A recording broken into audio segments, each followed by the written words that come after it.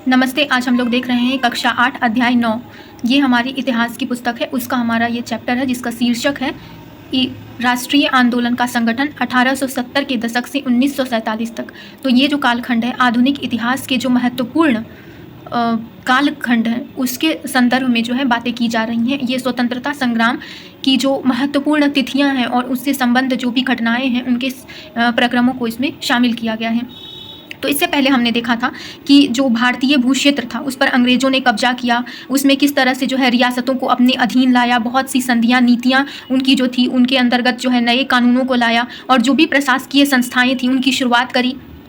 आदिवासी और किसानों की ज़िंदगी में जो बदलाव आए, जो शोषणकारी जो परिस्थितियाँ उत्पन्न हुई, उसके पश्चात जो है हमने देखा कि शैक्षणिक जो बदलाव आए हैं 19वीं सदी में, उसमें किस प्रकार से जो है भारतीय लोगों में और जो भारतीय परिस्थितियाँ हैं उनमें जो है एक क्रांतिकारी जो बदलाव आया उसको हमने देखा।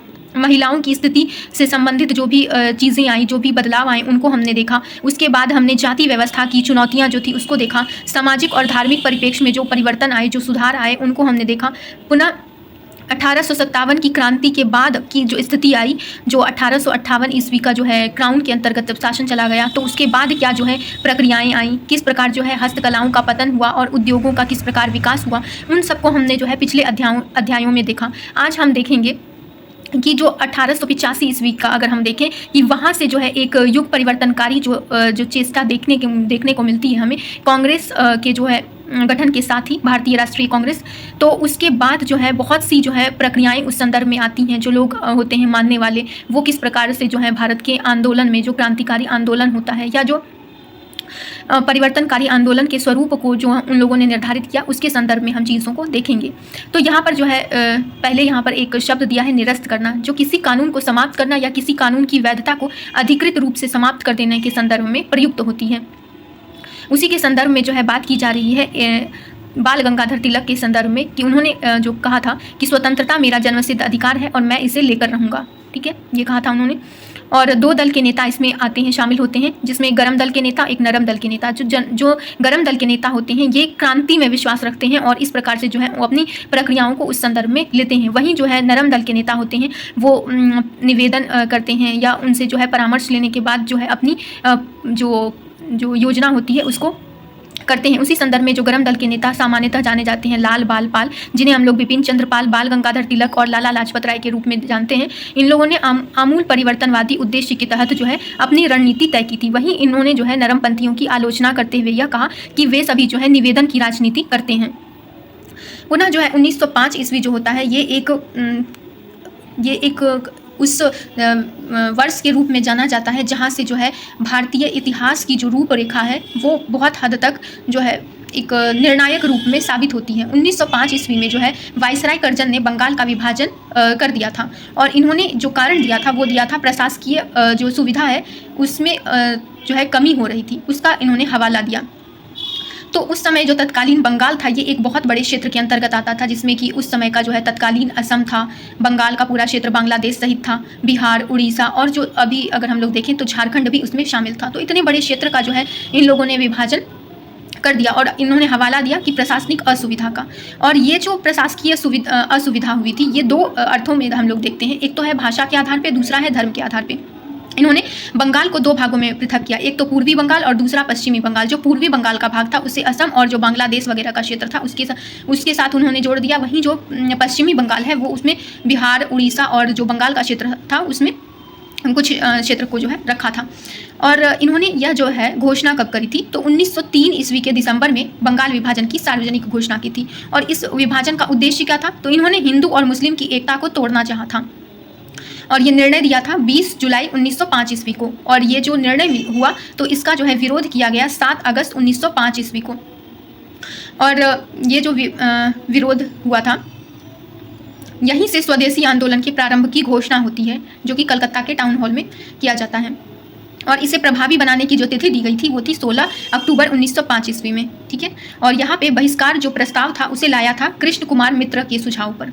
और यहाँ पर जो ये बंगाल विभाजन के जो विरोध में नेतृत्व कर रहे थे उनमें थे बाल गंगाधर तिलक जो मुंबई और पुणे क्षेत्र से थे, लाला लाजपत राय ये पंजाब क्षेत्र से थे, सर हैदर रजा ये दिल्ली के क्षेत्र से, चिदम्बरम पिल्लई मद्रास के क्षेत्र से थे। और इस समय इस दिन को जो है शोक दिवस के रूप में गंगा स्नान, पद यात्रा, वंदे मातरम गाया इन लोगों ने, और रक्षाबंधन दिवस के रूप में भी इस दिवस को मनाने की घोषणा की गई। वहीं अगर हम आंध्र प्रदेश के क्षेत्र में देखते हैं तो उस समय वंदे मातरम आंदोलन जो है इस क्षेत्र में चलाया गया। यहाँ पे जो हमने बंगाल विभाजन की जो चीज़ें ली हैं, कुछ फैक्ट्स हमने यहाँ से लिया है और कुछ फैक्ट्स जो है एडिशनल है, तो इसका ध्यान रखेंगे। ये कुछ एनसीईआरटी के बेस्ट फैक्ट्स हैं और कुछ जो है हमने एडिशन किया है इसमें, ठीक है। अगला है हमारा यहाँ पर है क्रांतिकारी हिंसा। ये जो है क्रांतिकारी हिंसा के रूप में जो है इसमें भी कुछ समाज में आमूल बदलाव लाने के लिए हिंसात्मक जो प्रयोग थे उसको क्रांतिकारियों द्वारा लाया गया।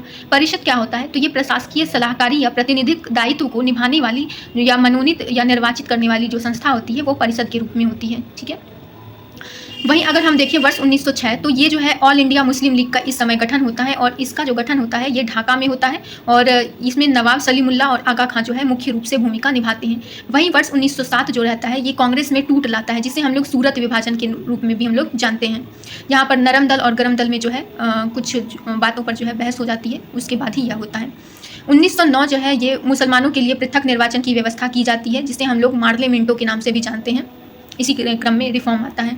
पुनः 1915 का जो साल होता है यहाँ पर मुस्लिम लीग और कांग्रेस के बीच में एकता स्थापित हो जाती है दिसंबर के समय में, लेकिन जो हस्ताक्षर होता है ये लखनऊ अधिवेशन 1916 में किया जाता है, जिसमें कांग्रेस, मुस्लिम लीग और जो गरम दल नरम दल थे वो सभी लोग जो हैं एक मंच पर पुनः आ जाते हैं। अगर हम देखें कि जो महात्मा गांधी होते हैं एक व्यक्ति के रूप में नहीं, एक जो भावना के रूप में अगर हम देखें तो उनका उदय जो होता है वो इसी समय में देखा जाता है। लगभग माना जाता है कि 1919 के बाद वाला जो भी संघर्षकारी समय रहा है वो एक जन आंदोलन के रूप में बदल जाता है। इस समय बहुत सी जो है समस्याएं आई, जिसमें कि हम लोग देखते हैं प्रथम विश्व युद्ध को, जहां पर आर्थिक और राजनीतिक स्थिति में जो है आमूल चूल परिवर्तन आए, क्योंकि उस समय जो है ब्रिटेन जो औद्योगिक क्रांति के रूप में समूचे विश्व पर जो है विख्यात था, वो अब धीरे धीरे जो है विश्व युद्ध के आगोश में चला जाता है और वहाँ पर जो भी जो कपड़े की ज़रूरत होती है और भी जो चीज़ें होती हैं वो सभी जो है भारत के द्वारा अब पूर्ति की जाने लगती है और भारत में जो है औद्योगिक क्रांति के रूप में जो है शुरुआत होती है। वहीं 1917 में देखते हैं कि रूस की क्रांति जो होती है ये वैचारिक धरातल पर एक समाजवादी विचारधारा को प्रस्तुत करती है, तो इसमें हम लोग इसे देखते हैं। वहीं अगर हम देखें कि जो महात्मा गांधी जब आते हैं भारत, कहाँ से? तो दक्षिण अफ्रीका से वापस करते हैं और वहाँ पर जो है बहुत सारे जो आंदोलनों को गति देने के बाद वहाँ पर नटाल कांग्रेस की स्थापना 1895 ईस्वी में करते हैं और 46 वर्ष की उम्र में 9 जनवरी 1915 को दक्षिण अफ्रीका से वापस आते हैं और 9 जनवरी को ही हम लोग जो है प्रवासी भारतीय दिवस के रूप में हर वर्ष अब मनाते हैं, ठीक है। ये जो है हमारा इसमें जो शुरुआती वो आंदोलन करने से पूर्व यहाँ पर वो घूमते हैं और देखते हैं कि यहाँ पर जो भारत की स्थिति है वो किस प्रकार की है, किस प्रकार की समस्याएं जो पूरे भारतीय महाद्वीप में किस प्रकार फैली है। तो उसी संदर्भ में जो है वो सबसे पहले 1916 ईस्वी में लखनऊ अधिवेशन में आते हैं और वहाँ पर जो है एक बिहार से जो प्रतिनिधि मंडल के रूप में सभी लोग जाते हैं और उनको चंपारण आने का न्योता देते हैं और प्रथम सविनय अवज्ञा आंदोलन के रूप में 1917 में भारत में पहला इनका सत्याग्रह रहता है। पुनः जो है प्रथम असहयोग के रूप में खेड़ा आंदोलन जो गुजरात के क्षेत्र में इनका रहता है। वहीं अहमदाबाद में जो है पहले भूख हड़ताल के रूप में इन्होंने जो है एक आंदोलन की अगुवाई करते हैं और प्रथम अगर हम जन आंदोलन के रूप में देखते हैं तो रॉलेट सत्याग्रह के रूप में 1919 में महात्मा गांधी द्वारा शुरू किया जाता है और रॉलेट जो होता है कानून उसे इन्होंने शैतान की करतूत और निरंकुशवादी बताया, क्योंकि जो ये रॉलेट सत्याग्रह था उसमें कोई बिना दलील बिना वकील का जो है इस तरह से किसी को भी नज़रबंद कर लिया जाता था। तो इसके उसमें उन्होंने 6 अप्रैल 1919 को अहिंसक विरोध दिवस के रूप में मनाने की बात कही और इसको अपमान और याचना दिवस के रूप में भी घोषित किया था। पुनः जो है बहुत सैफुद्दीन किचलू जो होते हैं उन सब की जब गिरफ्तारी होती है तो 13 अप्रैल 1919 को जालियांवाला बाग में लोग वहाँ पर एकजुट होते हैं और वहीं पर जो है जो जनरल डायर होते हैं उनके द्वारा अंधाधुंध गोलियां बरसाने की जो है बात की जाती है, वो कर देते हैं ऐसा और यहाँ पर जो है बहुत सारे जो निर्दोष लोग होते हैं वो मारे जाते हैं। तो इसी विरोध में जो है रविंद्रनाथ टैगोर जी जो हैं वो नाइटहुड की उपाधि लौटा देते हैं। पुनः जो है अगर हम देखें तो इसके पश्चात आता है खिलाफत आंदोलन। ये लगभग 1920 ईस्वी के आसपास में जो है प्रथम विश्व युद्ध के बाद तुर्की के खलीफा पर बहुत सी संधि थोपने के बाद ये इसकी शुरुआत जो है भारत में भारतीय नेताओं के द्वारा की जाती है और इसकी अगुवाई करते हैं मोहम्मद अली और शौकत अली नामक जो 2 नेता होते हैं वो करते हैं और 1921 और 22 के समय में असहयोग आंदोलन की शुरुआत की जाती है और इसमें जो अग्रगण्य नेता होते हैं, जिनमें जैसे कि मोतीलाल नेहरू, सी.आर. दास, राजगोपालाचारी, आसफ अली, इन सभी ने जो है वकालत छोड़ देते हैं। बच्चे जो हैं अपने स्कूल कॉलेज छोड़ देते हैं, और जिनकी जो उपाधियाँ मिलती है, जैसे कैसर-ए-हिंद की उपाधि महात्मा गांधी को मिली थी, तो उन्होंने इसे वापस कर दिया था। कपड़ों की होली जलाई जाती है और स्वदेशी दास्तान को जो है आगे बढ़ाया जाता है। इसी क्रम में जो है शराब की दुकानों की घेरेबंदी की जाती है, जिसमें आंध्र प्रदेश और तमिलनाडु का क्षेत्र जो है होता है एक नेतृत्व कर्ता के रूप में आगे बढ़ता है। वहीं जो आदिवासी जनसमूह होते हैं, जैसे आंध्र प्रदेश और के गुंटूर जिले के कुछ आदिवासी क्षेत्र की जो लोग होते हैं, वो वन सत्याग्रह करते हैं, और उन्होंने इस सत्याग्रह को जो है गांधी राज से जोड़ा, क्योंकि उनका अब मानना था कि अब गांधी का राज होगा। और जिस प्रकार से गांधी जी जो थे वो एक महत्वपूर्ण और जो एक युग जो बदलने वाले होते हैं नेता के रूप में सामने आते हैं, तो उस तरह से लोगों की जो भावनाएं होती हैं वो गांधी जी के प्रति बहुत ही अटूट श्रद्धा से भर जाती हैं। उसी के संदर्भ में अगर हम देखें तो पंजाब क्षेत्र में जो है सिख गुरुद्वारों के जो धार्मिक कर्ता धर्ता होते हैं, जिन्हें महंत कहते हैं, इन सब के समय में जो है अकाली आंदोलन की जो है शुरुआत की जाती है। वहीं जो पटाईदारों को जो पट्टे से जबरन गैर कानूनी ढंग से निकाल देने वाली जो गैर कानूनी बेदखली होती है, उसमें जो असम के कुछ क्षेत्र के चाय बागानों के जो लोग होते हैं वो सभी भी इसमें शामिल हो जाते हैं। और पुनः जब अगर हम देखते हैं तो चौरी चौरा कांड होता है। ये फरवरी 1922 में गोरखपुर के आसपास एक स्टेशन है जिसमें चौरा चौरी के नाम से अभी जाना जाता है। तो वह उस क्षेत्र के जो थाना होते हैं उसको जला दिया जाता है, जिसमें 22 लोगों की जो है मृत्यु हो जाती है। इस घटना से क्षुब्ध होकर गांधी जी जो है इसको वापस ले लेते हैं, और 1922 के बाद से जो है आंदोलन स्थगित हो जाता है। और पुनः जो है 1922 का जब अधिवेशन होता है गया में, तो वहाँ पर कुछ नेता होते हैं, जैसे सी.आर. दास होते हैं, मोतीलाल नेहरू होते हैं, तो ये सभी चाहते हैं कि विधान जो परिषद है उसमें विधान जो केंद्रीय विधानसभा है उन सब में लोगों की जो है अगुवाई हो। तो इसी अगुवाई के रूप में जो है स्वराज दल का जो है गठन किया जाता है, और ये सभी विधान परिषद में प्रवेश करने के लिए चुनाव में शामिल होते हैं। और फिर इसी समय जो है इसके बाद अगर हम देखें 1920 के दशक के मध्य, जिसे हम सामान्यतः 1925 ले सकते हैं, उस समय दो जो है महत्वपूर्ण घटना हमारे सामने होती है, जिसमें कम्युनिस्ट पार्टी ऑफ इंडिया का गठन होता है, और इसी समय राष्ट्रीय स्वयंसेवक संघ की जो है स्थापना की जाती है। पुनः 1927 में जो है साइमन आयोग को भारत भेजा जाता है, और ये जो होता है 1919 के बाद वाली जो भी घटनाएं होती हैं, मॉन्टेग्यू चेम्सफोर्ड रिपोर्ट के आधार पे जो प्रशासनिक सुविधाएं भारत में दी गई थी उसके संदर्भ में जो रिपोर्ट होती है उसको देखने के लिए और भारत में जो है शासन व्यवस्था को दुरुस्त करने के लिए इनका आगमन होता है। तो इसमें जो है लोगों को इनके द्वारा जो है साइमन आयोग को बहुत सारे जो है गोरे लोगों की अध्यक्षता के कारण जो है इसमें जो है काले झंडे दिखाए जाते हैं, इन पर विरोध किया जाता है। इसी संदर्भ में जो है 1928 में बोला जाता है कि आप अगर सक्षम हैं तो अपना खुद से कानून बनाने के लिए कुछ व्यवस्था कर सकते हैं, तो दिखाइए। तो फिर 1928 में जो है मोतीलाल नेहरू इसी संदर्भ में जो है अपना एक संविधान की जो एक कह सकते हैं किस तरह से हमारा संविधान होना चाहिए, क्या होना चाहिए, उसको अपने रिपोर्ट में प्रस्तुत करते हैं। पुनः जब वर्ष आता है 1929 का, यहाँ पर लाहौर में जवाहरलाल नेहरू की अध्यक्षता में कांग्रेस की जो सभा होती है उसको इन्होंने अध्यक्षता किया, और इन्होंने प्रस्ताव पारित किया कि 1930 का जो साल होगा उसमें हम लोग स्वतंत्रता दिवस मनाएंगे 26 जनवरी को।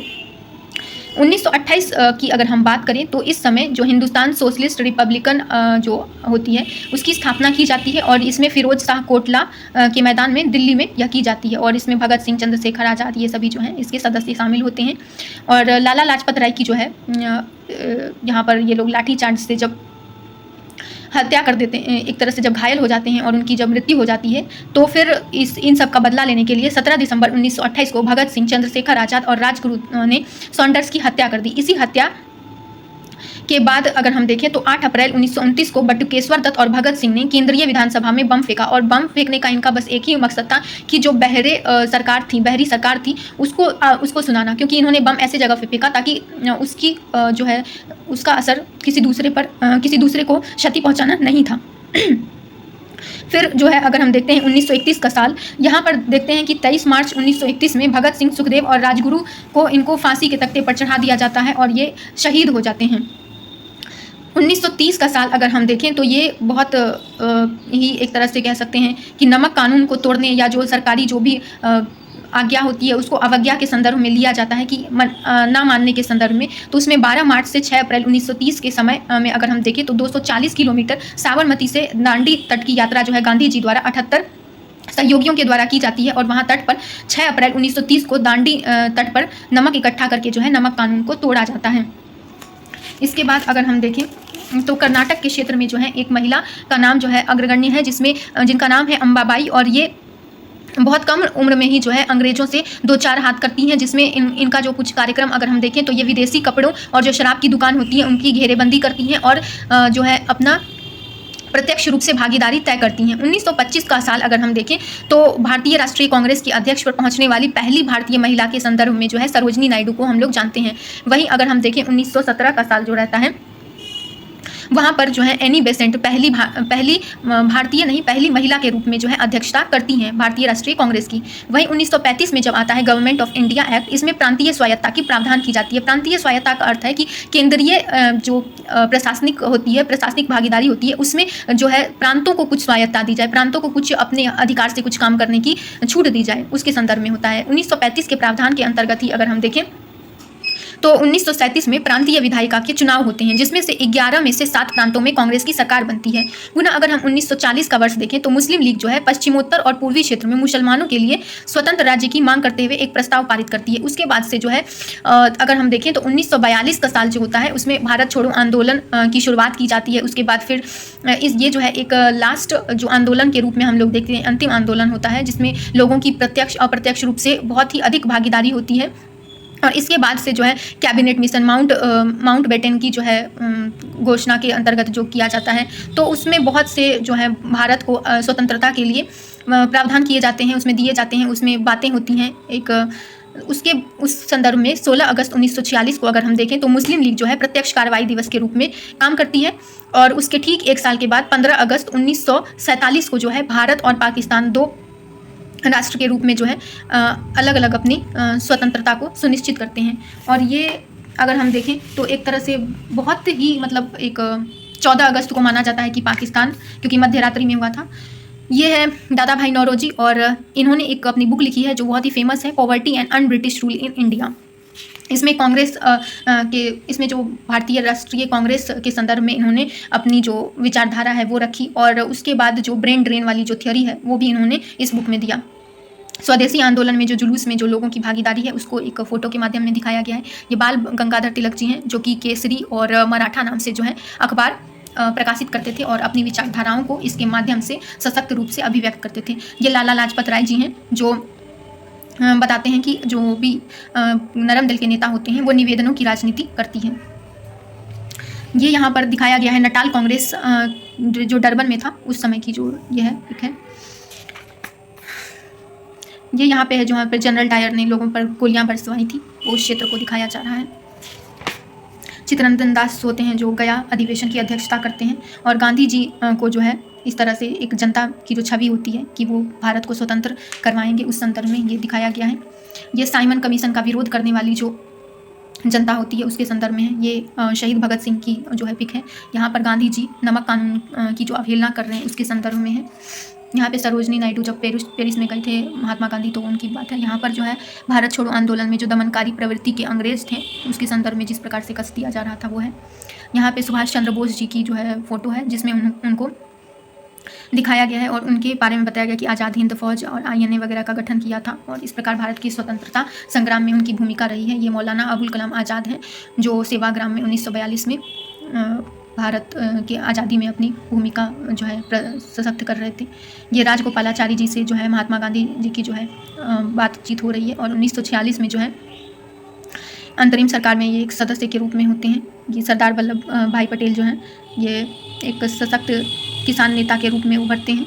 बारदोली सत्याग्रह में इनकी महत्वपूर्ण भूमिका रहती है। मोहम्मद अली जिन्ना जो मुस्लिम लीग के महत्वपूर्ण सदस्य और पाकिस्तान के जो अग्रगण्य नेता के रूप में जाने जाते हैं। यहाँ पर जवाहरलाल नेहरू जी और महात्मा गांधी जी की जो है वार्ता के संदर्भ में 1946 का जो है ये है। खान अब्दुल गफ्फार खान, जिसे हम लोग खिदमतगार संगठन के संस्थापक के रूप में या बादशाह खान के रूप में जानते हैं। और ये जो है हमारा 1947 के बाद जो है शरणार्थियों के रूप में हम लोग इस फोटो को देख सकते हैं। और इस प्रकार जो हमारा चैप्टर समाप्त होता है। धन्यवाद।